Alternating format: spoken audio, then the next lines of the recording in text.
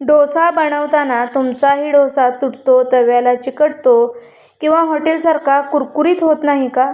तर आजचा हा व्हिडिओ शेवटपर्यंत नक्की बघा आणि जास्तीत जास्त शेअर देखील करा. कारण आज मी डोसा बनवण्याच्या अशा काही छोट्या पण खूप महत्त्वाच्या टिप्स शेअर करणार आहे, ज्यामुळे प्रत्येक वेळी डोसा एकदम परफेक्ट बनेल. तवा नेमका किती गरम असावा, डोसा तुटू नये म्हणून काय करावं, पिठाची योग्य कन्सिस्टन्सी कशी ओळखावी आणि डोसा जाळीदार, पातळ आणि कुरकुरीत कसा बनवायचा, हे सगळं आपण या व्हिडिओमध्ये पाहणार आहोत. त्यामुळे व्हिडिओ स्किप न करता शेवटपर्यंत नक्की पहा. पण त्यापूर्वी भाग्यश्री रेसिपीज आपल्या चॅनलवरती मी तुमचं खूप खूप स्वागत करते. तर डोसा बनवण्यासाठी इथे आपण रेशनचा जो तांदूळ असतो तो वापरणार आहोत. तुम्ही कोणताही तांदूळ डोसा बनवण्यासाठी यामध्ये वापरू शकता. तर ही जी वाटी तुम्हाला दिसते, या वाटीच्या साहाय्यानेच आपण तांदूळ आणि डाळ दोन्हीही मोजून घ्यायचं आहे. कारण दोन्हीही व्यवस्थित परफेक्ट प्रमाणात असेल तर आपला डोसा छान कुरकुरीत व्हायला मदत होते. तर या वाटीच्या साहाय्याने 6 वाटी इतके रेशनचे तांदूळ मी घेतलेले आहेत. तांदूळ भिजत घालण्यापूर्वी ते निवडून घ्यायचे. यामध्ये असलेला सगळा कचरा वगैरे जो असतो तो काढून घ्यायचा आणि तांदूळ आता आपण स्वच्छ धुवून घेणार आहोत. कारण तुम्ही हाताला बघू शकता, तांदळामध्ये हात घातल्यानंतर खूप जास्त धूळ किंवा यामध्ये लावलेली स्टोअर करताना पावडर असते ती हाताला लागते. तर ती काढण्यासाठी 2 ते 3 पाण्याने स्वच्छ असे तांदूळ मी धुवून घेतलेले आहेत. आणि धुवून घेतलेल्या तांदळामध्ये आपण तांदूळ व्यवस्थित बुडला जाईल आणि वरती भरपूर असं पाणी येईल एवढं पाणी घालून घेतलेलं आहे. आता हे आपण बाजूला ठेवून देऊया आणि दुसऱ्या भांड्यामध्ये ज्या वाटीने आपण तांदूळ मोजून घेतलेला होता त्याच वाटीने उडीद डाळ देखील मोजून घ्यायची आहे. तर त्याच वाटीने 1.5 वाटी इतकी उडीद डाळ आपण 6 वाटी तांदळासाठी घेतलेली आहे.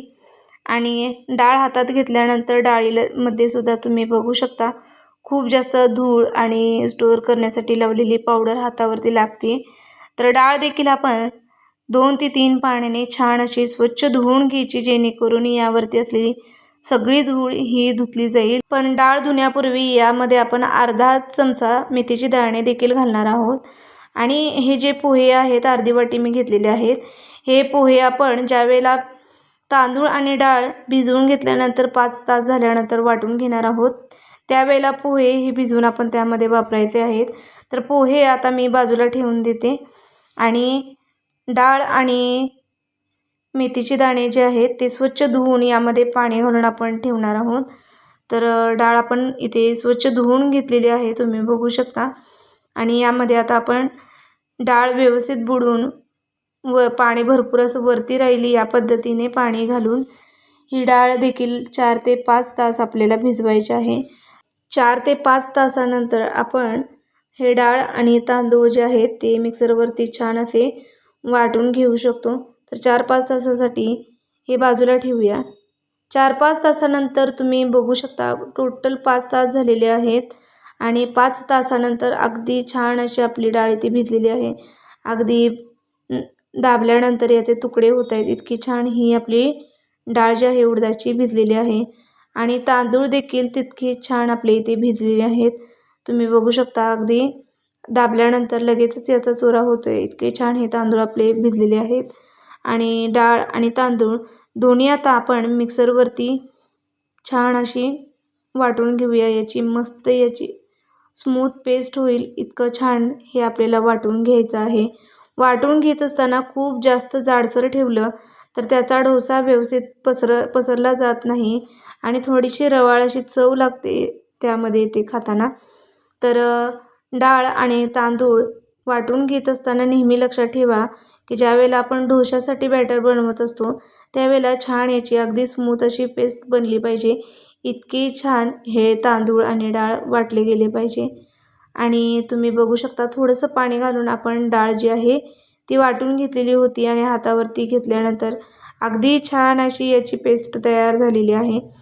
आता आपण ही वाटून घेतलेली डाळ जी आहे ती एका पातेल्यामध्ये काढून घेऊया. तर खूप छान अशी ही आपली डाळ वाटून तयार झालेली आहे. आणि एका भांड्यामध्ये आपण हे काढून घेतल्यानंतर आता आपण तांदूळ देखील या पद्धतीनेच वाटून घ्यायचे आहेत. तर तांदूळ देखील वाटण्यासाठी मी पाणी घालून तांदूळ घालून घेतलेले आहेत. यामध्येच मी पोहे देखील घातलेले आहेत आणि हे छान मगाशी मी सांगितल्याप्रमाणे डाळीप्रमाणेच तांदूळ देखील आपल्याला छान असे एकदम स्मूथ पेस्ट होईपर्यंत वाटून घ्यायचे आहेत. तर तांदूळ देखील छान असे आपले वाटून झाल्यानंतर याची कन्सिस्टन्सी तुम्ही बघू शकता. अगदी मस्त परफेक्ट बनलेली आहे. जास्त पातळ हे तयार झालेलं नाही आहे. पाणी जेवढं आपण घातलेलं होतं त्या पद्धतीने छान असं आपलं हे वाटण तयार झालेलं आहे. आणि डाळ आणि तांदूळ दोन्हीही वाटल्याच्या नंतर त्याच पातेल्यामध्ये आपण काढून घेऊन झाकण ठेवून पूर्ण रात्रभर आपण हे छान पीठ फुलवण्यासाठी ठेवणार आहोत. पीठ फुलवत असताना एक गोष्ट नेहमी लक्षात ठेवा. जर थंडीचे दिवस असतील तर तुम्ही गरम तव्यावरती पीठ 10 मिनिटे ठेवून नंतर ते बाजूला काढून ठेवून द्या. जर उन्हाळ्याचे दिवस असतील तर गरम तव्यावरती नाही ठेवलं तरीही चालतं. आणि पूर्ण रात्रभर छान असं पीठ फुलवण्यासाठी ठेवून दिल्यानंतर सकाळी उठल्यानंतर ज्यावेळेला पाहिलं त्यावेळेला हे पातेल्यातून पीठ जे आहे ते बाहेर सांडत होतं. इतकं हे छान पीठ आपलं फुललेलं आहे. अगदी छान परमेट झालेलं पीठ आहे आपलं. ज्यावेळेला आपण मिक्सरमधून मिश्रण वाटून घेतलेलं होतं त्यावेळेला अर्ध पातेलं एवढं हे आपलं पीठ होतं. आणि आता रात्रभरासाठी आपण हे बाजूला उबदार ठिकाणी ठेवून दिल्यानंतर तुम्ही बघू शकता मस्त असं पातेलं अगदी भरून पीठ हे आहे ते पातेल्यामधून बाहेर येतं. इतकं हे पीठ छान फुललं गेलेलं आहे, परमेट झालेलं आहे.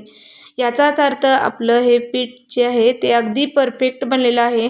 आणि जर असं या पद्धतीने पीठ अगदी परफेक्ट तयार झालं तर ओळखायचं छान असे आपले जे डोसे आहेत ते जाळीदार होतील.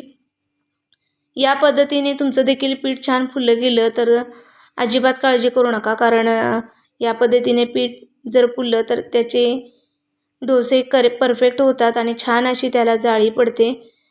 आता आपण जितकं पीठ डोसे बनवण्यासाठी वापरणार आहोत तेवढं पीठ एखाद्या दुसऱ्या भांड्यामध्ये काढून त्यामध्ये तुम्ही मीठ घालून त्याचे डोसे बनवू शकता. राहिलेले पीठ फ्रीजमध्ये स्टोअर देखील करू शकता. पण मी या सगळ्याच बॅटरचे डोसे बनवण्यासाठी घेणार आहे. त्यामुळे मी सगळ्या पिठामध्ये चवीपुरतं मीठ आणि आणखी थोडंसं पाणी घातलेलं आहे.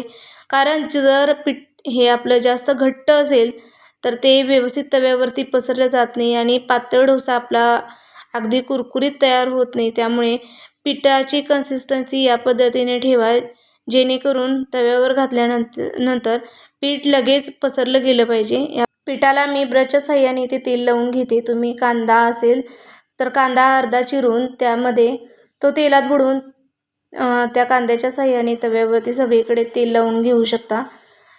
आणि यावरती थोडंसं पाणी टाकून बघायचं. ज्या वेळेला पाणी ज्या जागेला पडलेलं आहे त्याच जागेवरती त्याची वाफ लगेचच होत असेल तर आपला तवा हा परफेक्ट गरम झालेला आहे हे ओळखता येतं. जर ते पाणी बाजूला सरकून येत असेल तर ओळखायचं की तवा खूप जास्त गरम आहे. आणि अशा वेळेला ओलं कापड घ्यायचं, तवा पुन्हा व्यवस्थित पुसून घ्यायचा आणि 15 सेकंद तवा थोडासा थंड करून घ्यायचा. आणि मग नंतर या पद्धतीने बॅटर जे आहे एका डायरेक्शनमध्ये मस्त असं गोल फिरवून घ्यायचं.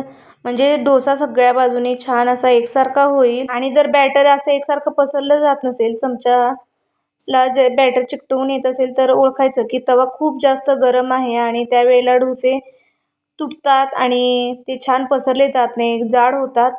तर लक्षात ठेवा तवा हा खूप जास्त गरम करू नका. आणि खूप जास्त थंड देखील असेल तर त्यावेळेला देखील आपला डोसा छान असा सेट होत नाही आणि त्याचे तुकडे पडतात. तर डोसा हा मध्यम आचेवरती छान असा गरम करून घ्यायचा आणि एकसारखा डोसा पसरवून अगदी छान असा एकसारखा रंग येईपर्यंत भाजून घ्यायचा. आणि अगदी कुरकुरीत असा आपला डोसा तयार झालेला आहे. तर आजची आपली ही डोसा रेसिपी तुम्हाला कशी वाटली कमेंट करून मला नक्की सांगा. जर व्हिडिओ आवडला असेल तर लाईक, शेअर आणि सबस्क्राईब करायला विसरू नका. इथे तुम्ही बघू शकता अगदी मस्त कुरकुरीत आपला डोसा तयार झालेला आहे. तुम्हाला देखील याच पद्धतीने अगदी परफेक्ट कुरकुरीत डोसा बनवायचा असेल व्हिडिओ शेवटपर्यंत नक्की पहा. त्याचबरोबर बेल आयकॉनला देखील प्रेस करा, म्हणजेच नवनवीन व्हिडिओ अपलोड केले की त्याचं नोटिफिकेशन तुम्हाला सगळ्यात अगोदर मिळेल आणि आपले व्हिडिओज तुम्हाला पाहता येतील. धन्यवाद.